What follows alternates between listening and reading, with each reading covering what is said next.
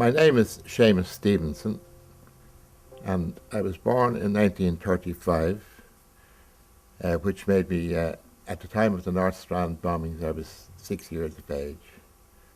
There was only a cottage we were in, kind of, and it had 3 rooms. One front room where my parents slept, and then there was a back room where we slept. Well, it was only about 50 yards, I suppose, away from the bomb. The bomb fell at the end of the hill. So I'd imagine that the explosion went up the hill, and we were living then on the top of the hill. Then you came down another small hill, and Hibernian Avenue was just off that. So I presume that the wave of the bomb went up and just went over. I was just woke with a terrific bang, noise, sound, and I felt I was thrown. I felt I was in a kind of a vortex of, now whether I was or not, I don't know, but it's in my mind that my mind just, as if you were, in a Harry Potter kind of a thing, twisting around. Then we heard shouts of people saying, put the lights off, because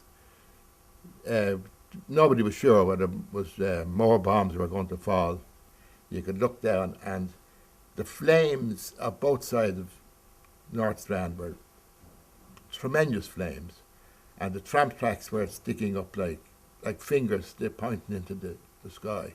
There was bits of people found on the roofs and round gardens and different places, and the medical people were going around and lifting up parts of bodies with little sticks.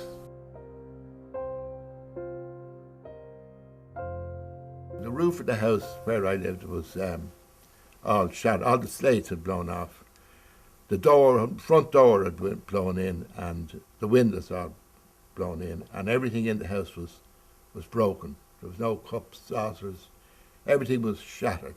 I don't know how we managed, but we used to have to eat in the little shed out in the backyard, because I suppose we slept on the floor or in the beds, but we ate outside in the yard anyway.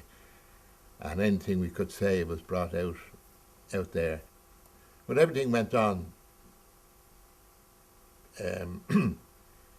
as usual. We were back to school. We weren't taken out of school or anything like that. Everything, our life went on for everybody, but for those unfortunate who were injured and killed and bereaved and all the rest. I think there was complete silence. I think people put it out of their minds completely.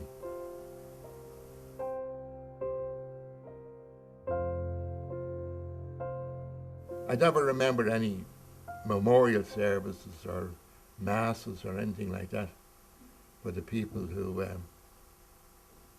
were killed, unfortunately. Yeah. The government kind of wiped it off history, I think, for many years.